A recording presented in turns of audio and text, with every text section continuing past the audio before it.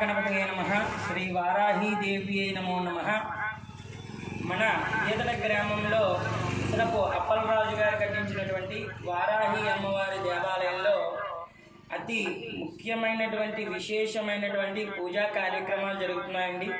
ఎవరికైనా సంతాన ప్రాప్తి లేకపోయినా, వివాహం వేగంగా జరగకపోయినా, ఎటువంటి మానసిక ఇబ్బందులున్నా, మనశ్శాంతి లేకపోయినా, డబ్బుండి మనశ్శాంతి లేకపోయినా, డబ్బు ఎంత సంపాదించినా కలగకపోయినా, ఇంట్లో నిలవ ఉండకపోయినా, వారాహి అమ్మవారు మనము అభిషేకాలు చేసుకుని హోమం చేసుకుంటే చాలా మంచిదండి.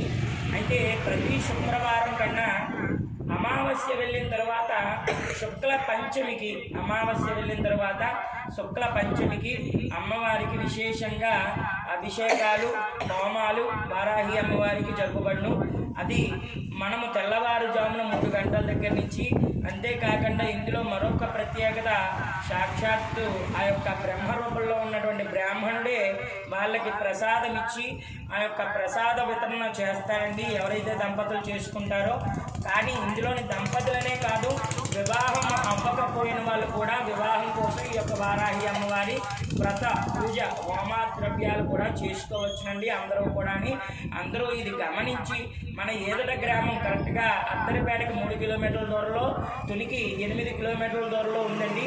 అందరూ వచ్చి ముందు రోజునే మన ఇసరప్ప అప్పలరాజు గారిని కానీ పంతులు గారిని కానీ సంప్రదించి మీ యొక్క పేరు గోత్రము రాయించుకొని తర్వాత రోజున తెల్లవారుజామునే ప్రాతకాలమునే అమ్మవారికి పంచామృత అభిషేక స్నానం చేయించి ఆ యొక్క అమ్మవారి పూజా కార్యక్రమాలు, ఇక్కడ యాగశాల ఉందండి, ఆ యాగశాలలోని ప్రతిష్ఠ చేసినటువంటి దగ్గర నుంచి యాగశాలలో హోమం జరగబడుతుంది. ప్రతి శుక్ల పంచమికి కూడా అందరూ గమనించి ఈ యొక్క పూజా కార్యక్రమాలు చేసుకుని శ్రీ శ్రీ శ్రీ వారాహి పీఠం దగ్గర వారాహి అమ్మ కరుణా కటాక్షాలు కృపకు సిద్ధులవుతారని చెప్పి మనస్ఫూర్తిగా కోరుకుంటున్నాను. జై శ్రీరామ్. శ్రీ వారాహి దేవి నమో నమః.